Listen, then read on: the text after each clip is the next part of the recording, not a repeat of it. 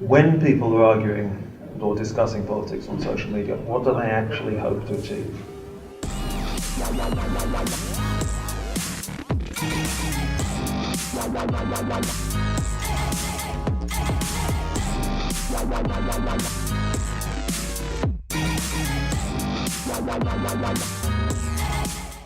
My project is part of the European Research Council-funded advanced grant called Ego Media, and it started in 2014 and it's running until 2019 next year.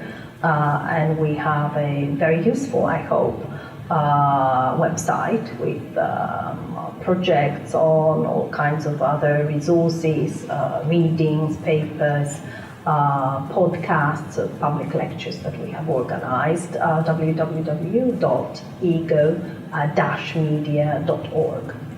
And really my starting point with that project was the sharing economy on social media and the kind of breaking news logic that it comes with, that it kind of creates imperatives for users to share their lives as it's happening, the kind of living and telling directive to users. So I've been specifically interrogating this cultural directive for all of us to share our lives as it happens.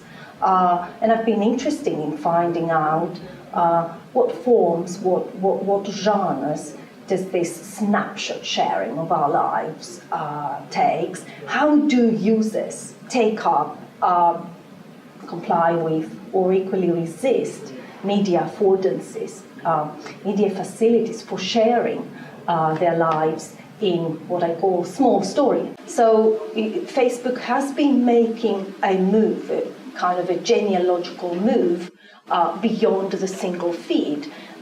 It has been saying to its users, look, you can share more than the here and now, than the present moment. You can share more moments. Hey, you can share memories. So 3 pivot points I have identified. The first pivot point was about 10 years ago, share your life as breaking news. Share your life now.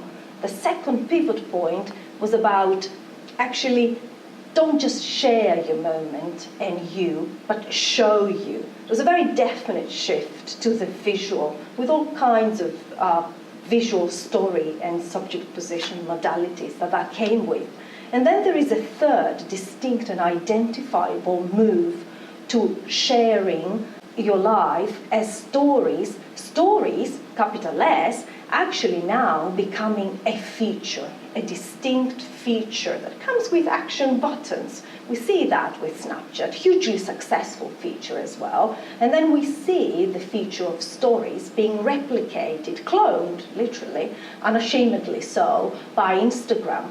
And so currently, I'm really looking into the designing, the engineering of stories, a prime communication mode, as a special feature on apps, and really what this means in terms of subject creation processes. The stuff that I've been working on recently is sort of mostly under the heading of fake news, and I've been doing a lot of work with my colleague at the Open University, Caroline Tagg, and initially we started looking at the types of interaction that go on Facebook.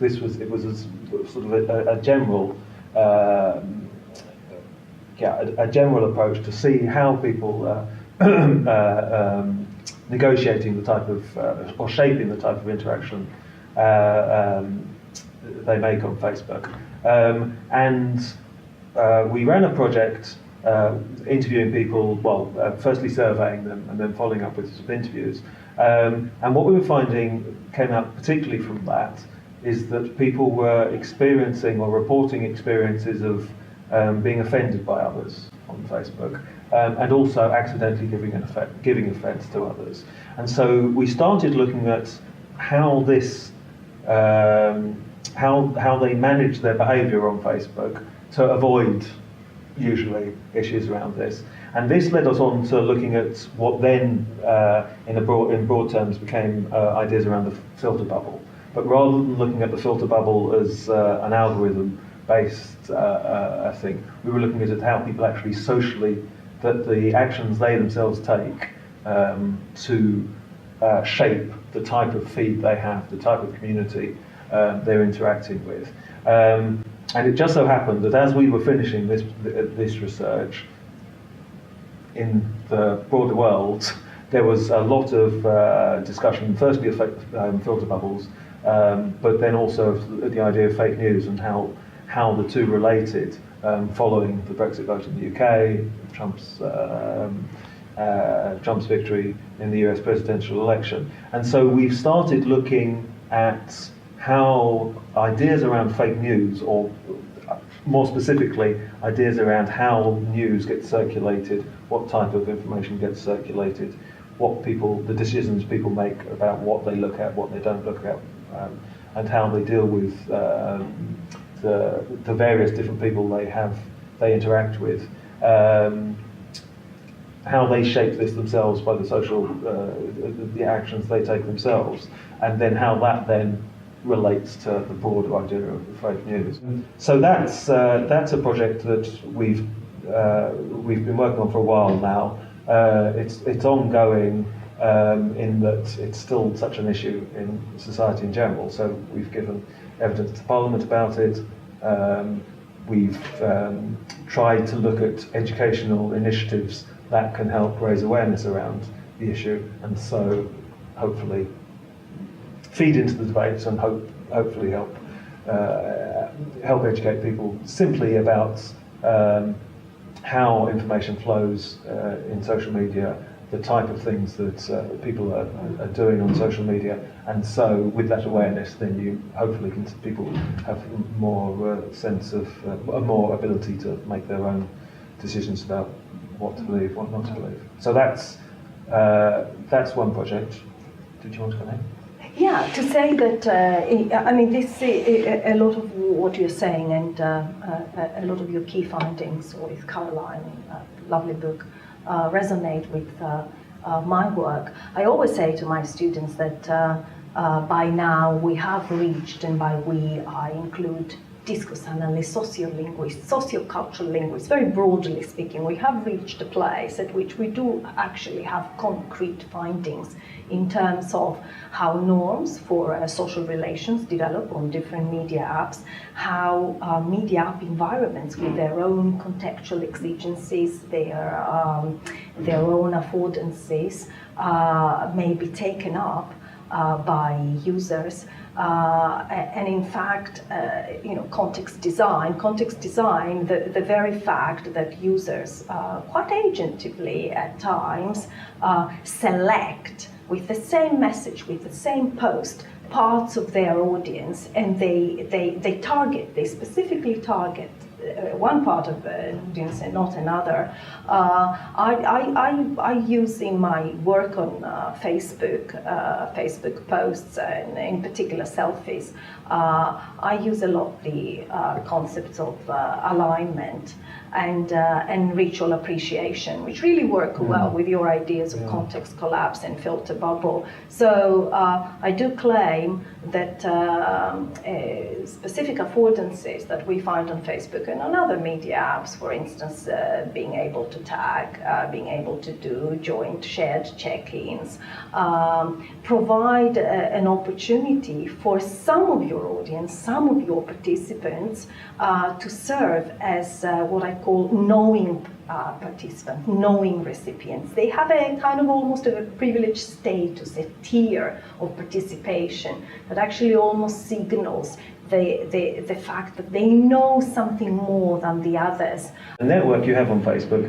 has a sort of it has a particular type of diversity.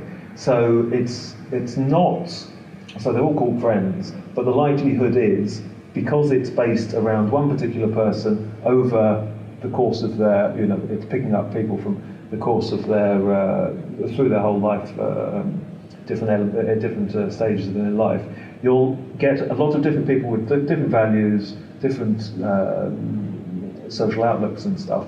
And so although there's a tendency for them to have a certain, they all have something in common, they're all related somehow to you, but actually there's quite a lot of diversity in that. audience. At the same time, you're writing to all these people at the same time, so you're having to manage how you negotiate that relationship, both what you see and what you put yourself. And so people are quite consciously shaping what they say, designing what they say. We call it context design, for want of a better, more catchy title. They're designing the context based on their expectations of who's likely to be reading it, what the trajectory of the message is going to be, and so forth. And so there's quite a lot of conscious shaping of what you say and what you don't say, whose posts you like, whose you don't like, who you mute, and so forth. And the other thing is, although we found there was a lot of people giving and taking offence, usually accidentally, or certainly not on purpose, generally on Facebook, probably because it's sort of semi-closed, people are generally trying to keep it convivial. It's not a place for outright argument. And so although there is a lot of politics discussed on Facebook, people generally think it's not a place suited for political discussion, and certainly not a place for conflict. So people are more likely to mute someone, block someone's posts, or just ignore them if they find their views very different from theirs, possibly offensive, rather than engage. And so this, in a sense, does create this. I mean, filter bubbles, not necessarily the right metaphor to use, but it does create a sense of people, particularly. I mean, I suppose it's as simple as, yes, social media is about the social, and we shouldn't forget that. And so a lot of the interaction that goes on there is people wanting to keep up the type of relationships they have with their friends, with the diverse sort of audience that or network that they've accrued over the years. Because there is so much explicit now designing of communication features, and stories is one example, and the very close links of those features ultimately with advertising, with the monetization of social media apps.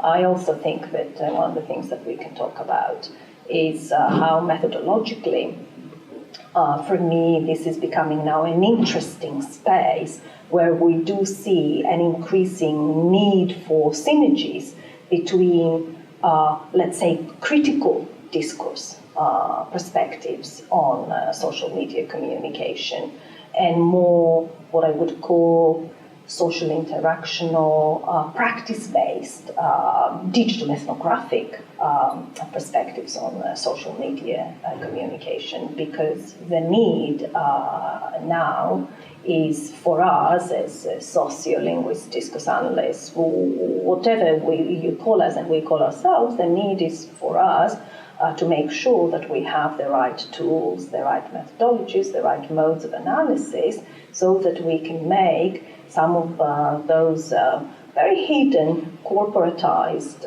agendas, particularly of the apps that have become humongous, and they are the monopoly, they have the monopolies now of social media apps, so that we make those hidden meanings and agendas visible, that we unpack the motivations for that underlie this rhetoric, and it's a very generalized rhetoric of provision of rich, so-called rich and meaningful content.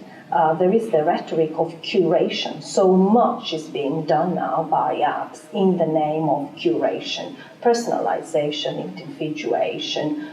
We put the individual user at the center of what we do. And I have identified 3 key mismatches through my work between this rhetoric, this branding of stories, and the actual affordances that they are premised on. And the first mismatch is between a promised continuity of self. Here you are with stories, you can actually produce a self that has some kind of stability and continuity over time. And so that's the rhetoric. The reality is that the pressures for that breaking news logic that I talked about earlier, the share as you go, share it here and now, the pressures of the moment are still there. So the reality is those activities that are promised as sustained activities, reflected upon activities, are still very much about the moment.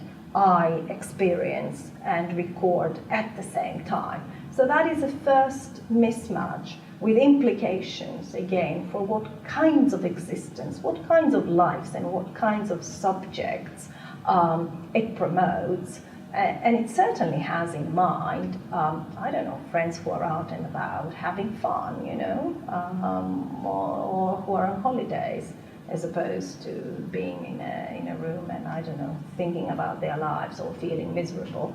So that's the first mismatch. There is another mismatch between the rhetoric of stories as communicative activities that you tell with your friends, you tell stories with your friends, the power of storytelling, and actually visual affordances. So stories are really being redesignated as mainly visual communication activities. So it really isn't about telling and about textuality in any form or shape as we know it, but it's more about visuality. And a whole meta-language then is being created around those visual activities that we all become part of, that it's being globalized. You view stories, you mute stories, you hide them, you rewind them, you fast forward, all of these things.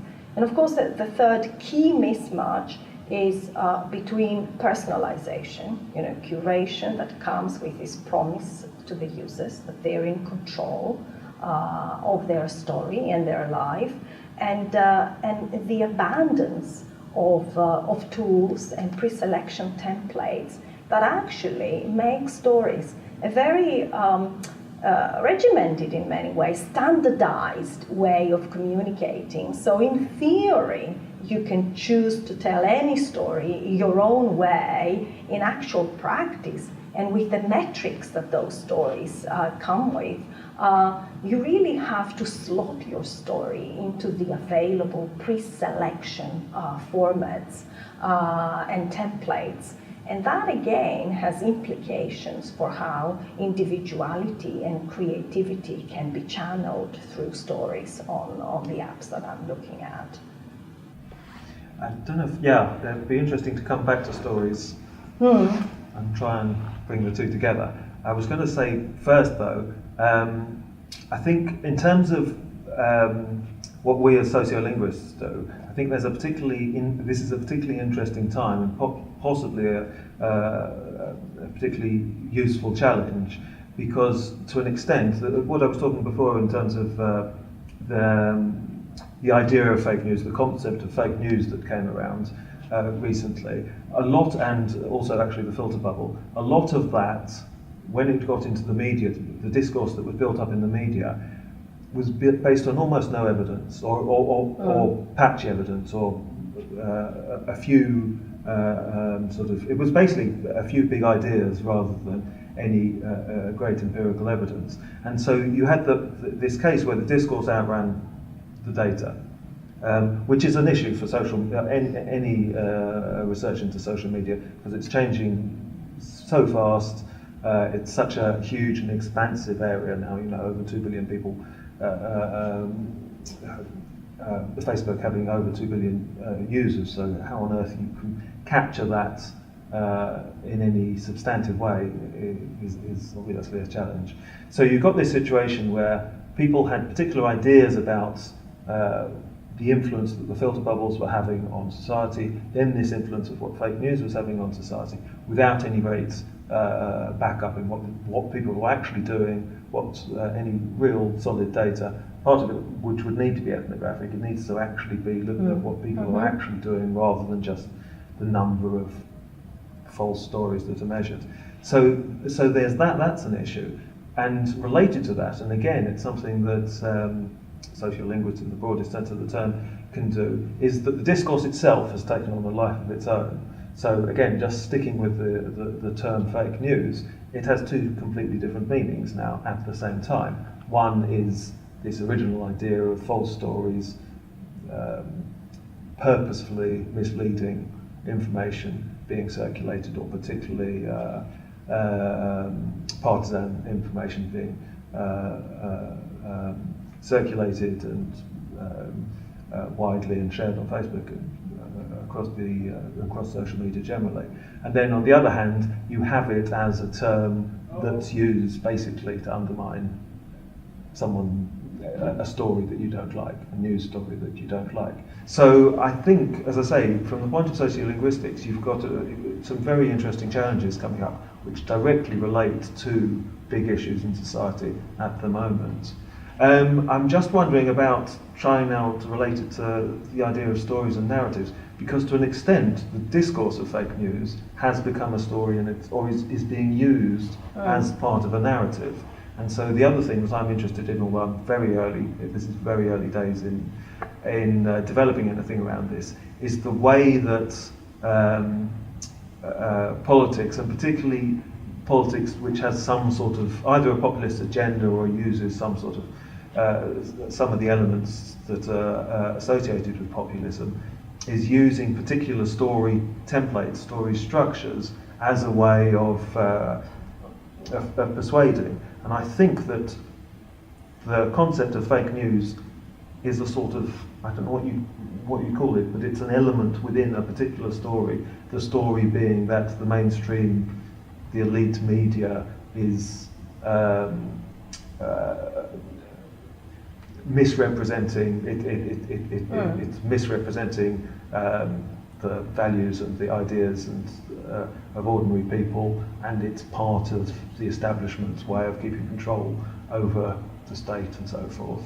And thus a populist politician will come in as a challenger to that and side with the people against the self-serving elite / state with fake news in. So I'm just wondering if there's that's a narrative, the use of narrative in political life, particularly as a way of engaging people, has become more prevalent recently, and whether that's, I'm thinking it's an interesting way of looking at some of these other issues that are in society at the moment.